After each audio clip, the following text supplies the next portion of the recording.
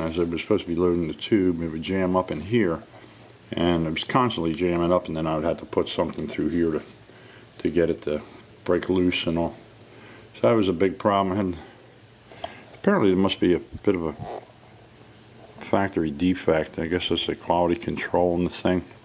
So what I figured out is for it to back up at this point here inside, what was happening was that compressor bar was not compressing it fully, and the tobacco was actually hitting the wall back inside of here, and that's what was causing the tobacco to all jam up in here.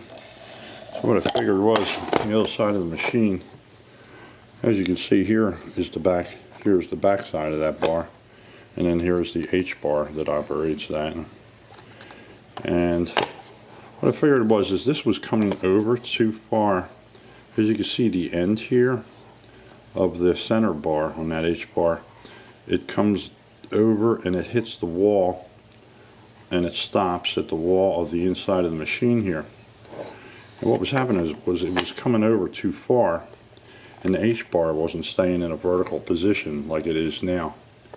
It was more collapsed, and this compressor, this aluminum compressor bar, was sticking out much farther there, so it wasn't on the other side. Then it wasn't compressing the tobacco all the way down like it should have been.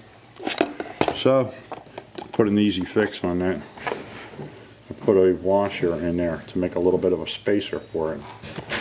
Now that bar hits on that washer there, and it doesn't allow that bar to go any farther than that, which in turn keeps that H bar in more of a parallel position, and then keeps the plunger up tighter inside of there, so it really compresses the tobacco into that chamber.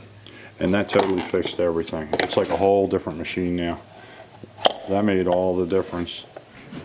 So that's what it took. I just got a little bit of crazy glue and just glued this little bit of a spacer in there. You could use anything. I just used a washer, and you could glue anything you wanted in there just to give a little spacer. It's working great now. It's just pumping out nice tight cigarettes all the way down. See, it wouldn't even fill it all the way down to the end of the filter here before, and it was all compacted and hard up here, and so now it's making beautiful cigarettes.